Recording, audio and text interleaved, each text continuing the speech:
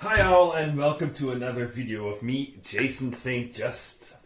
Today we're going to travel through time with a very underrated card game, Lost in Time. This is a card game from 2017, which I published myself. As an indie designer, it was hard for me to find national and international sellers. That is why this game is not so widely known. This simple card game was supposed to be the introductory game of a three-part series, ending with a mind-blowing, asymmetrical, time travel board game where the players would have the possibility to change the past in order to change the future, in order to achieve their own victory condition. Unfortunately, I didn't get that far yet. In any case, Lost in Time, we are time travelers from 2031. I just simply love the idea of time travel.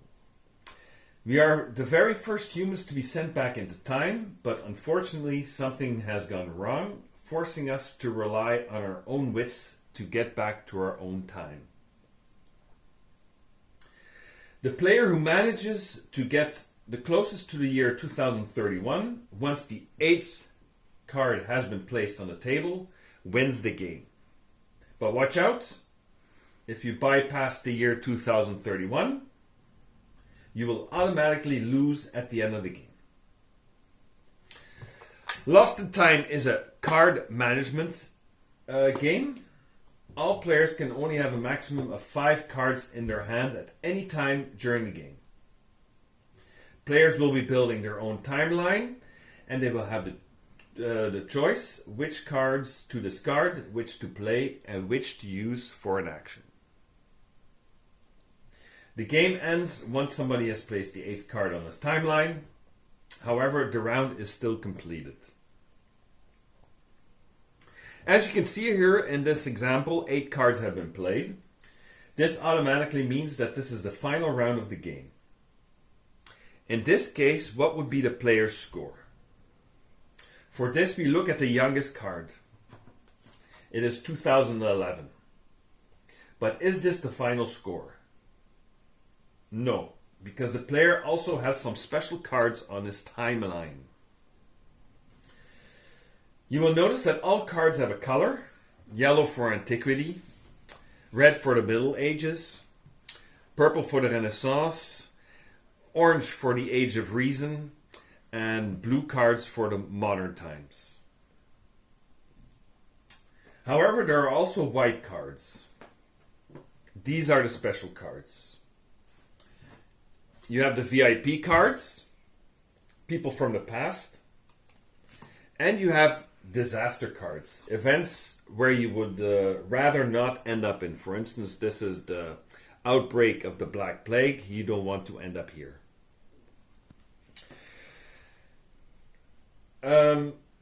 Now, if you have, for instance, a VIP card on your timeline, you can see here a little plus 10.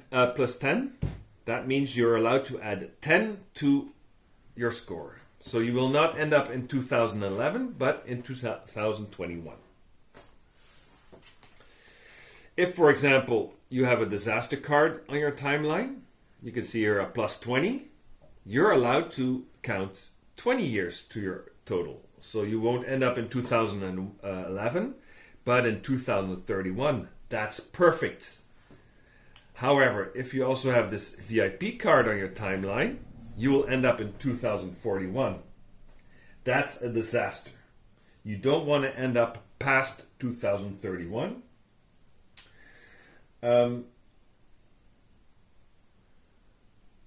So all players must be careful what they place on their timeline. Those VIP cards and disaster cards can be helpful, but they can also be dangerous if you don't plan correctly from the very start.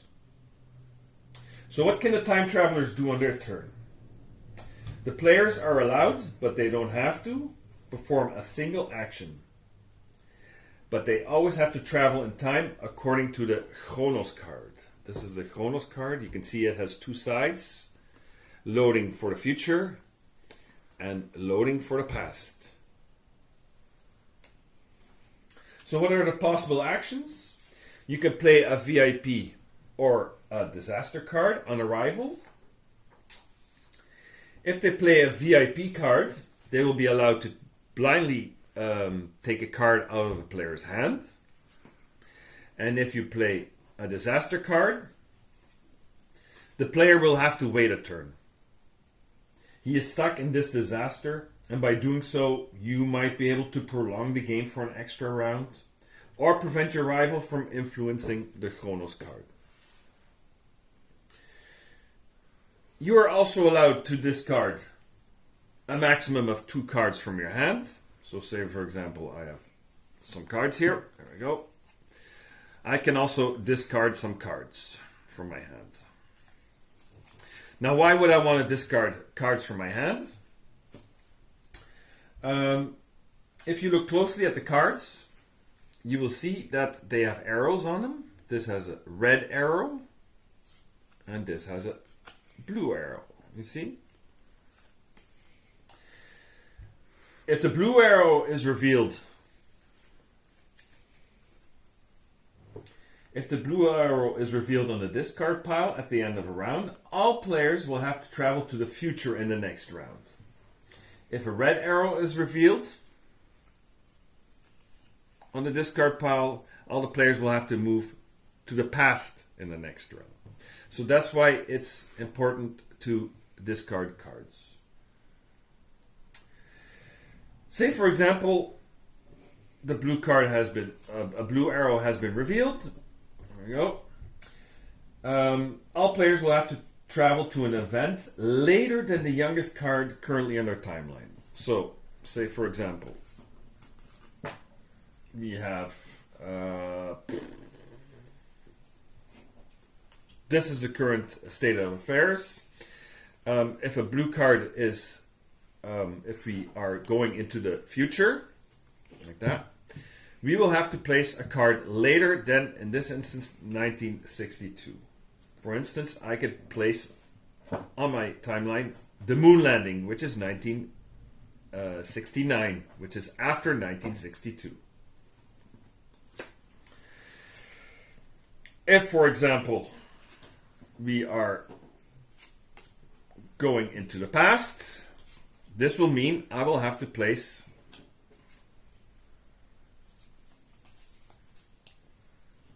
a card, in this case, earlier than my oldest card. So in this case, I could place 2018 BC, Hannibal crosses the Alps. So I always have to go to the left of my timeline.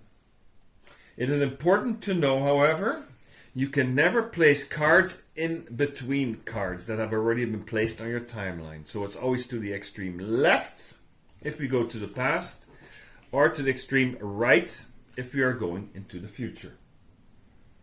Deciding to move into the future or into the past is a crucial aspect of the game. Sometimes players will be already so far in the future, so for example in 2011, that they can only go towards the past. They will therefore try to influence the Chronos card so that in the next round they will be able to go to the past. In short, there will always be a tug of war between the players. Some will want to go to the future, others will want to go to the past. So after the players have performed their action, or not, the last thing they must do at the end of the turn, and I already said it, is they have to travel in time according to the position of the Chronos card, by placing a card from their hand on the far edge of their timeline, either to the right, to the future, or to the left, past. Once all players have done their actions, a round ends.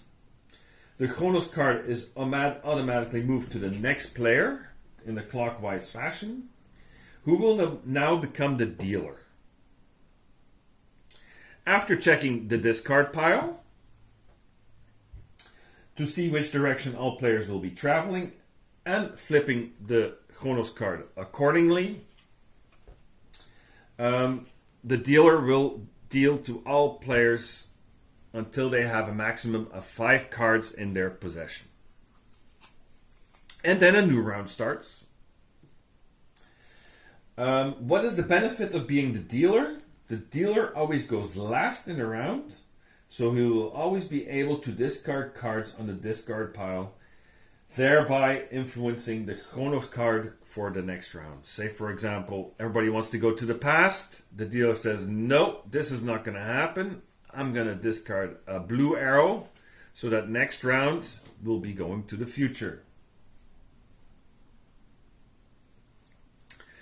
What happens if a player does not have cards in his hand to be able to travel into the future or into the past? So say, for example, we have to go to the past, we have to go to the future, and I don't have the correct cards in my hand. There are only cards before 2018. Then this card will be placed sideways. If in the next turn I can't place a card on my timeline for a second time, it disappears.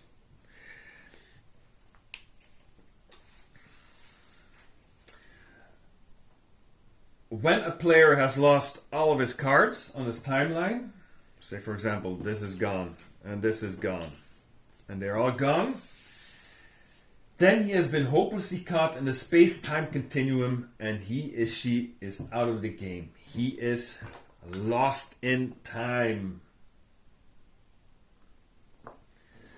So once the 8th card has been played, the round is completely finished, and then we count.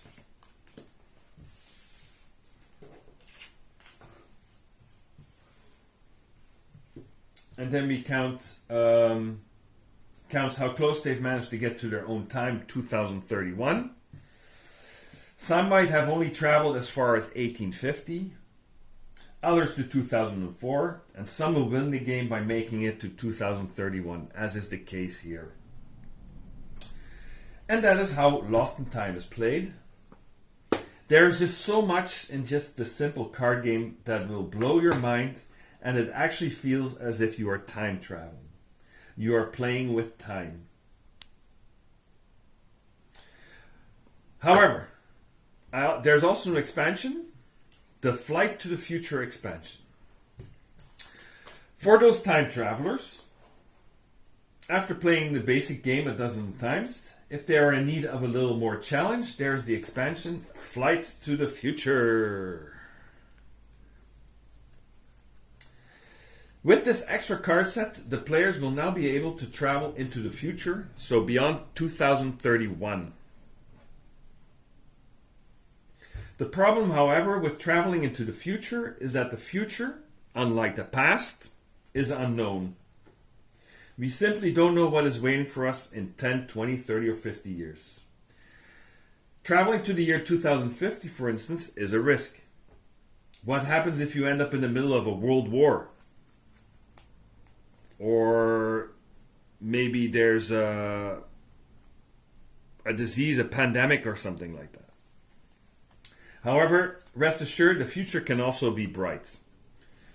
So when you play Flight to the Future expansion, the players will now be allowed to take the risk to travel to the future by drawing a card. This way, the players will not run the risk of losing their youngest card on their timeline if they don't have the right cards in their hand. So let's say, for example, I have the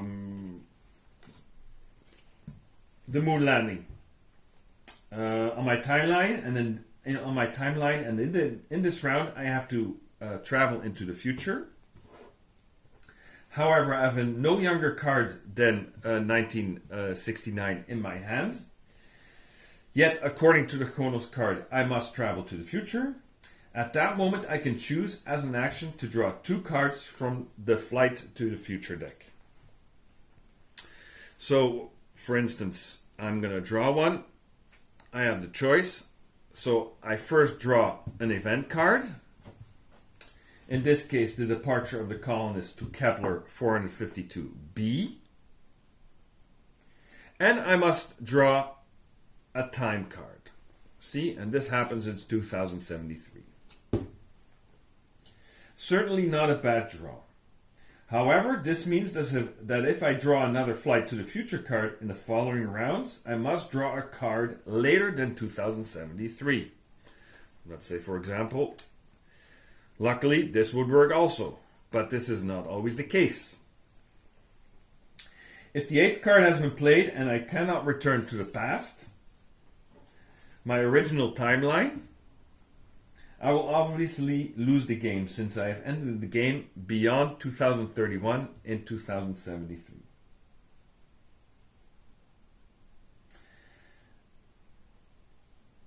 And that is how the basic game of the lovely Lost in Time card game is played. How it has become so underrated is beyond my comprehension. In any case, it is that way. This was the first English review of the game ever, so I hope you liked it. In the past years, I sold about 1,200 copies in the Benelux alone. So Lost in Time is still available for those who like history and love the theme of time travel, as I do. So, thanks for watching and catch you later or earlier. Thanks for watching.